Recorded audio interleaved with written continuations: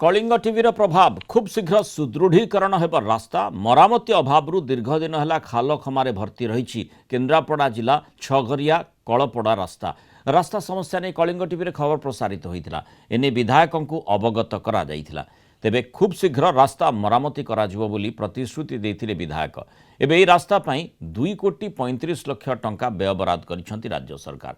छघरिया निकटरे शिलान्यास करिसेंति मंत्री। एही रास्ता समस्या दूर हेले दुईटी जिलार लोक उपकृत हेबे। 2,35,00,000 टंकार ये हूँ व्यय अटकल एवं ये गोटे दीर्घ दिन समस्या रास्ता अच्छी किंतु अणओसारिया रास्ता एवं अस्थायी रास्ता स्थायी रास्ता से नुह कारण एटा कंक्रीट रास्ता नुह कि पिचु रास्ता नुह तेणु मु परिश्रम करी एटा निष्पत्ति करथिली से परिश्रम सफल होईची। मु राज्य सरकार को धन्यवाद दूची जे राज्य सरकार आम दाबी को सम्मान दे एते अर्थ मंजूर करिसेंती।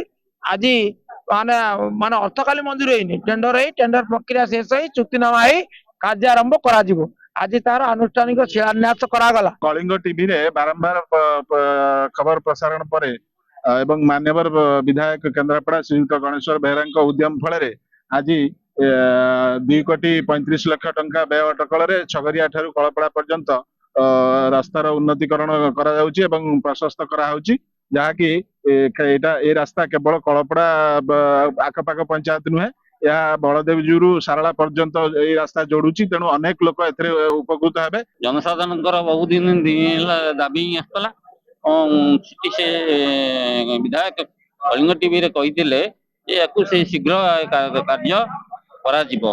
आज से कार्य 2,35,00,000 टंकार मंजूर होई सरकार द्वारा मंजूर होई आज शिलान्यास कले विधायक। एथि आम कलिंग टीवी की बहुत धन्यवाद दऊ।